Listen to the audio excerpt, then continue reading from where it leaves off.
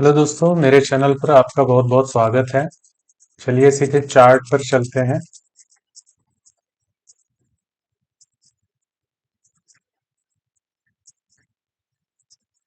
आज मैंने एक शॉर्ट वीडियो अपलोड किया था अपने पीएनएल का।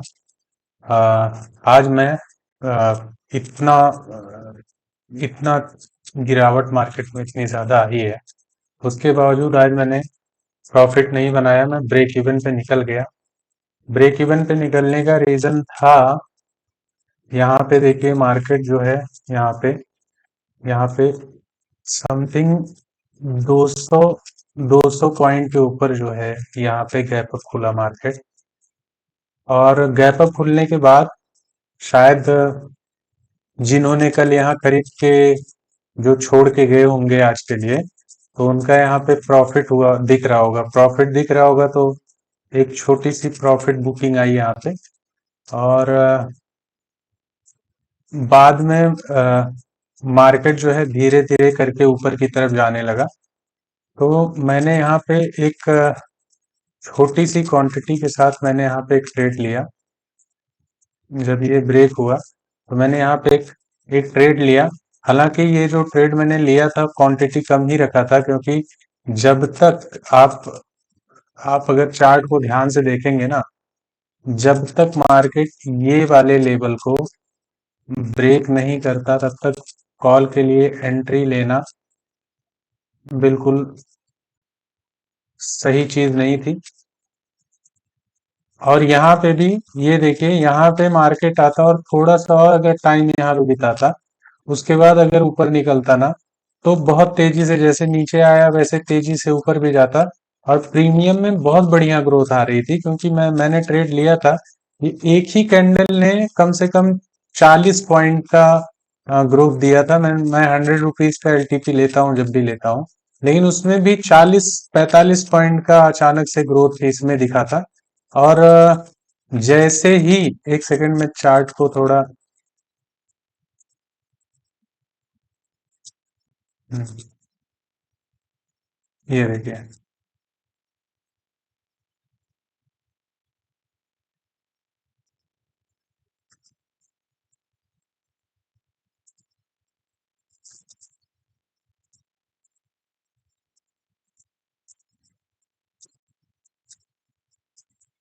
हाँ, तो क्या हुआ कि यहाँ पे जैसे ही ये कैंडल ऊपर जाना शुरू हुआ, एलटीपी में इतनी तेजी से ग्रोथ आया। तो मेरा अंदाजा था कि एटलीस्ट ये जो लाइन ऊपर मैंने खींची है, ये वहां तक तो जाएगा। ये देखिए, जो इसका हाई है ना, तो मुझे लगा एटलीस्ट यहाँ तक तो जाएगा। तो मैंने यहीं तक का टारगेट बनाया था। अगर यहाँ तक जाता, थोड़ा सा और ऊपर जाता, तो मैं ही अपना प्रॉफिट बुक कर लेता। लेकिन मार्केट ने जो आज का हाई था ना, आज का जो हाई था उसको ब्रेक ही नहीं किया।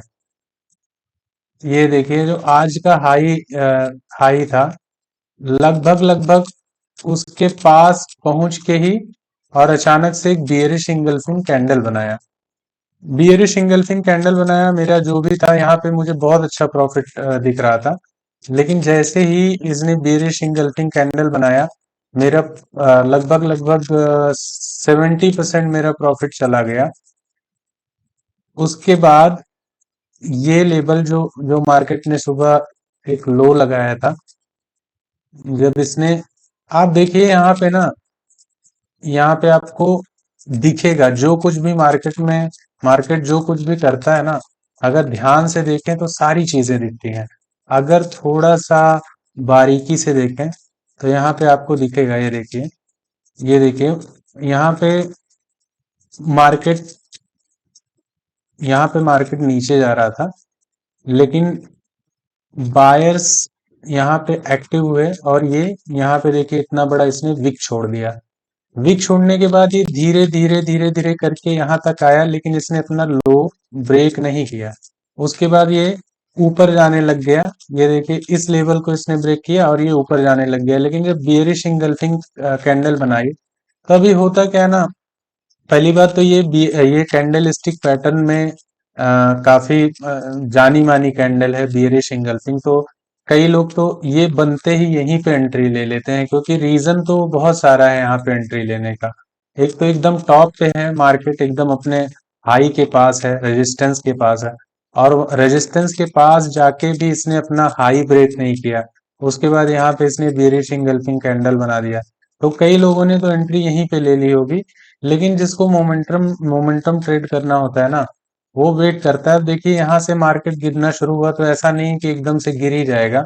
मार्केट जब गिरना शुरू हुआ होता है ना, तो बायर्स भी अपनी एक्टिविटी दर्ज करते हैं कि हाँ मैं हूं यहाँ पे। तो ध्यान से वही चीज देखने लायक होती है कि बायर्स अपनी एक्टिविटी दर्ज करा रहे हैं कि नहीं करा रहे हैं। तो ये देखिए यहाँ से गिरा। अभी दोनों तरफ पलड़ा जो मजबूत होता है, बायर्स और सेलर्स दोनों स्ट्रांग ही होते हैं। बस मार्केट कब क्या कर जाएगा किसको भी नहीं पता है, कब कौन किस पे भारी पड़ेगा। थोड़े मतलब ये मिनटों का खेल होता है।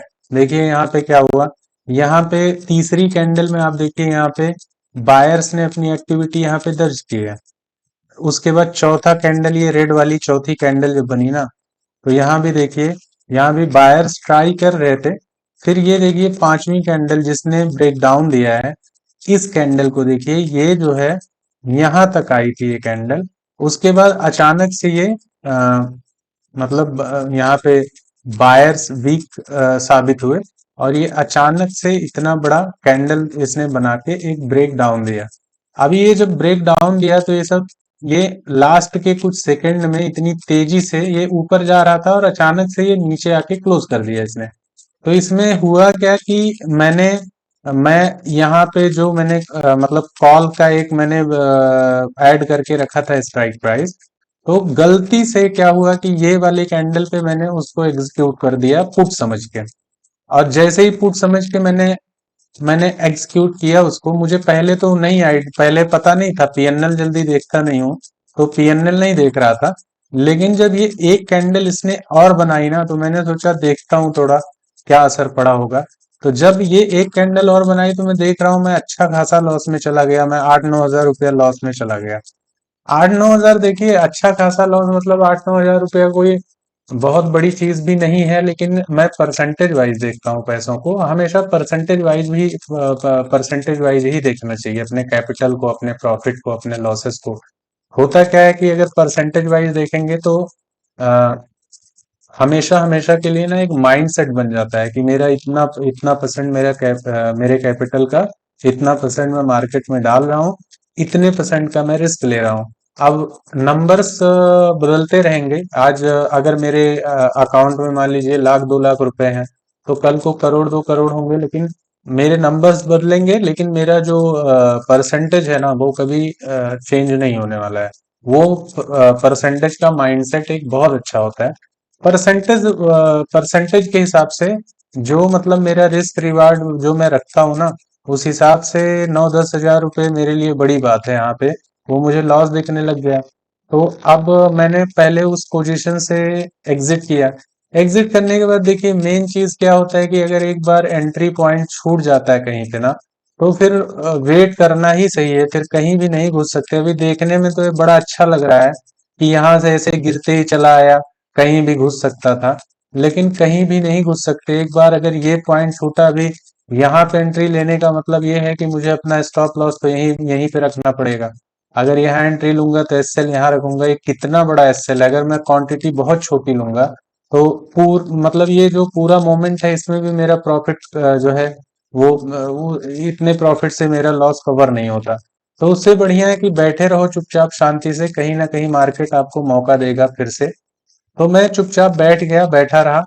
और जब जब मार्केट ने अपना ये प्रीवियस डे का क्लोजिंग ब्रेक किया, जिसके बारे में भी मैं 2 वीडियो बना भी चुका हूं, तो जब इसने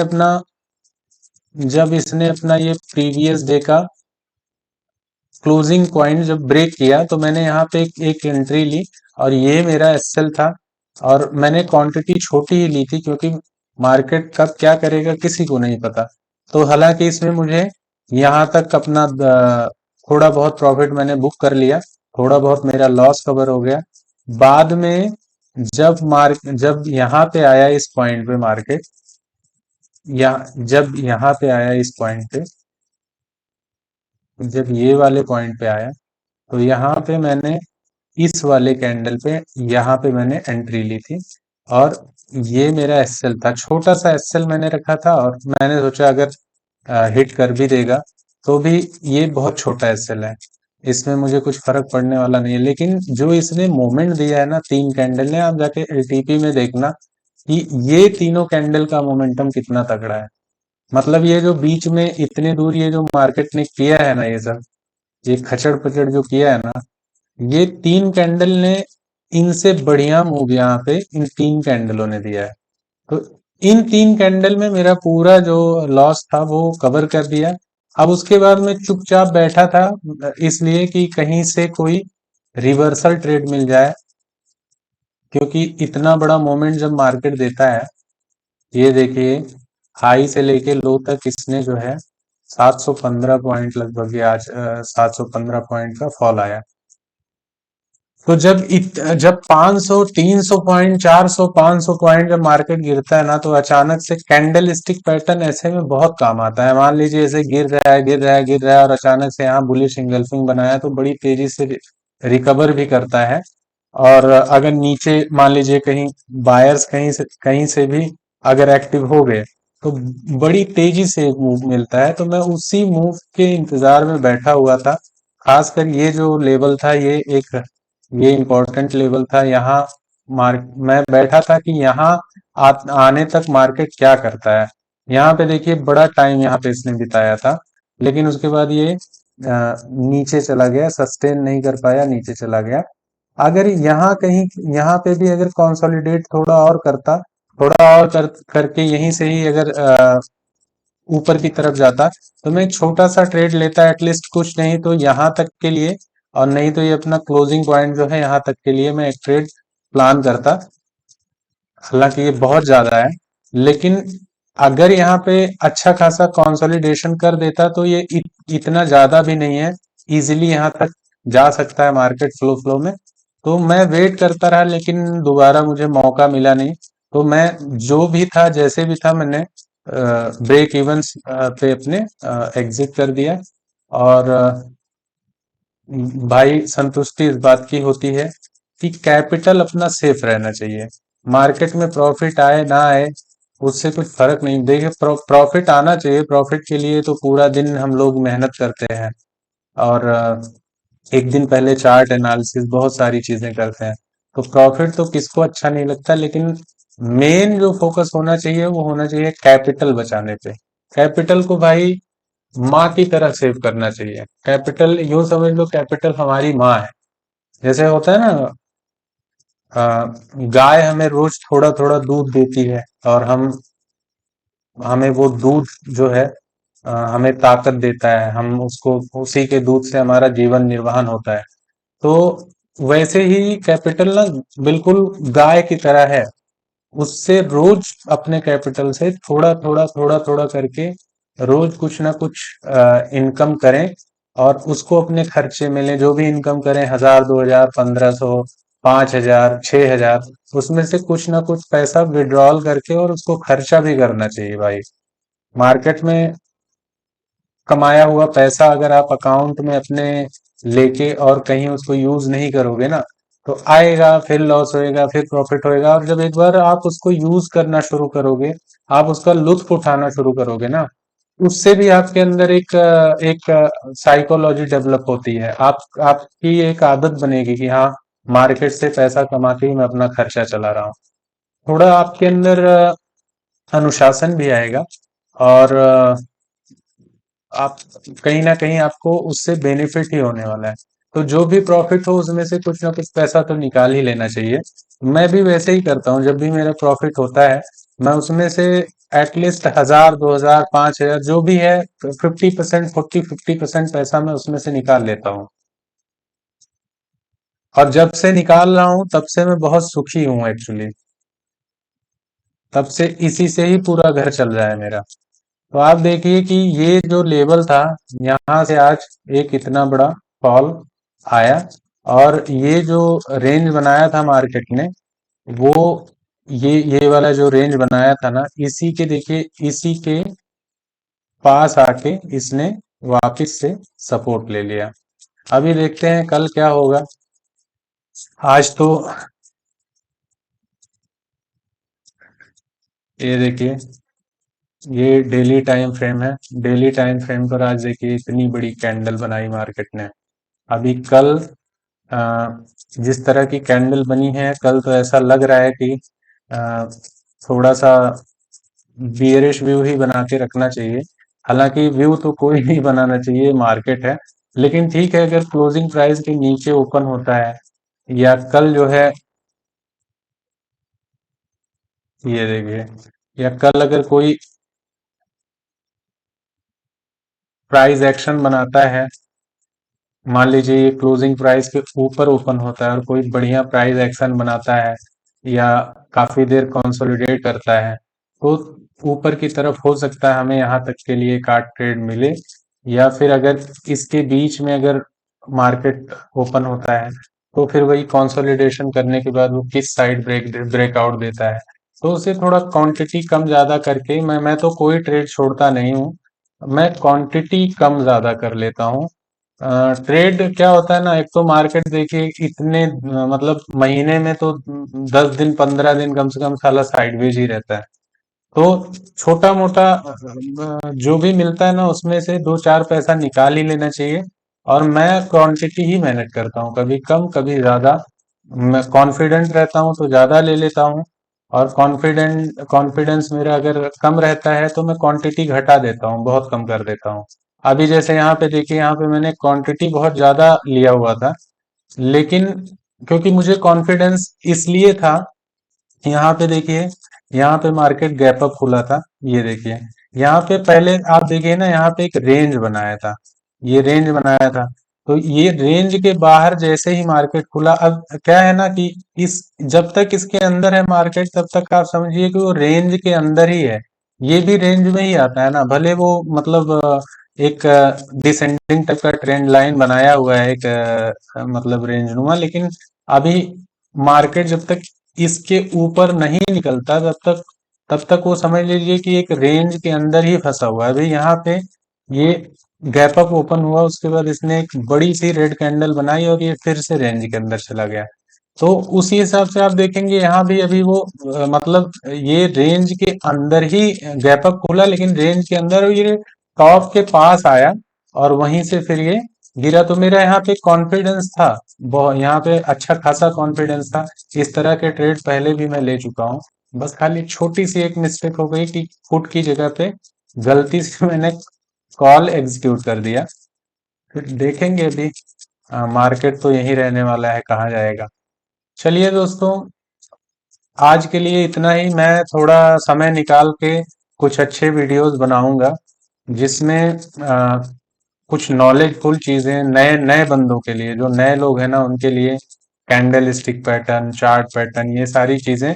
और मेन ना, अभी मैं जो वीडियो बनाऊंगा, एक दो दिन में मैं प्लान कर रहा हूँ, जैसे एंट्री कब लेते हैं, कहाँ लेते हैं, सारी चीजें ना एकदम, ये सब मतलब जो नए नए बंदे होते हैं ना, बड़े कंफ्यूजन में बेचारे रहते हैं, वो समझ नहीं पाते कि कहाँ पे ट्रेड लूं, क्योंकि इसमें ना प्रीमियम डीके होता है। प्रीमियम डीके होता है, अगर एंट्री कहीं लेना है ना, तो अचानक से प्रीमियम भाग जाता है। वो मतलब आप लेने वाले हो 100 रुपए पे, तो जब तक यहाँ पे ब्रेकआउट वगैरह देगा, तब तक आप देखोगे वो 120 पे पहुंच चुका है। तो ये सब बहुत सारी प्रॉब्लम्स आती हैं। तो इसीलिए उस पे मैं मतलब वीडियो बनाऊंगा, और हो सका तो एक आध दिन लाइव ट्रेड भी करके और डालूंगा यहाँ पे, ताकि थोड़ा सा आइडिया लगे आप लोगों को भी, कि जो जो नए बंदे हैं, कि हाँ, किस तरह से किस तरह से एंट्री लेनी चाहिए, कहाँ पे लेनी चाहिए। थोड़ा सा उनको आइडिया लगेगा, कॉन्फिडेंस आएगा।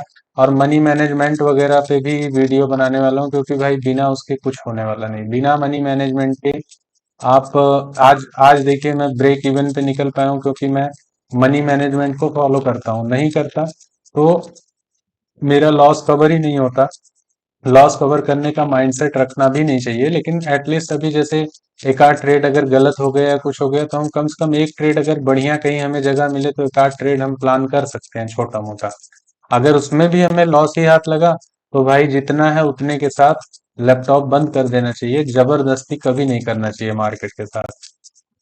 चलिए ठीक है दोस्तों, आज आज का वीडियो यहीं पे क्लोज करता हूँ। अगले वीडियो में मिलते हैं, तब तक के लिए अपना ध्यान रखिए। Thank you so much.